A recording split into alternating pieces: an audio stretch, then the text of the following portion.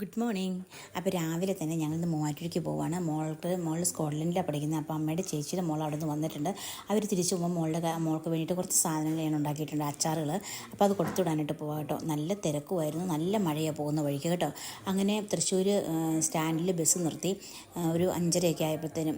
അപ്പോൾ 5 മിനിറ്റ് താമസം ഉണ്ടെന്ന് പറഞ്ഞു കേട്ടോ. അപ്പോൾ ഞങ്ങൾ അവന് ഇച്ചിരി ഒരു കുപ്പി വെള്ളവും വാങ്ങിച്ചുകൊണ്ട് വന്നു. പിന്നെ എനിക്ക് നല്ല തണുപ്പായതാണ്, ഞാനൊരു ചായ വാങ്ങിച്ചുകൊണ്ട് വരാൻ പറഞ്ഞപ്പോൾ അവന് മടിയായിരുന്നാലും എനിക്ക് ചായയൊക്കെ വാങ്ങിച്ചു തന്നു കേട്ടോ. ആ ചായയെല്ലാം കുടിച്ച് കഴിഞ്ഞ് ഞങ്ങളങ്ങനെ ഒരു 7 മണിയൊക്കെ ആയപ്പോഴത്തേനും 6:45 ആയപ്പോഴത്തേനും ഞങ്ങൾ മൂവാറ്റുപുഴ എത്തി കേട്ടോ. മാത്തുക്കുട്ടിയാട്ടോ ഞങ്ങൾ കൊണ്ടുപോകാൻ വന്നത്. അങ്ങനെ ഞങ്ങൾ മൂവാറ്റുപുഴ വീട്ടിലെത്തി. നല്ല മഴയുമായിരുന്നു ഇവിടെ. നല്ല മഴ തോർന്ന് നിൽക്കുന്ന സമയം കേട്ടോ. നമ്മുടെ വടക്കഞ്ചേരിനേക്കാളും നല്ല മഴയാണ് ഇവിടെ. അങ്ങനെ ഞങ്ങൾ വണ്ടി പാർക്ക് കഴിഞ്ഞ് നിന്നപ്പോഴത്തേനും പുറവശത്ത് അമ്മ ഞങ്ങൾ വെയിറ്റ് ചെയ്ത് നിൽക്കും. അമ്മ കുറച്ച് അസുഖമൊക്കെ ആയിട്ട്, അമ്മ ഒരു ഭയങ്കര ക്ഷീണവും വിഷമമൊക്കെ ആയിട്ടാണ് ഇരിക്കുന്നത് കേട്ടോ.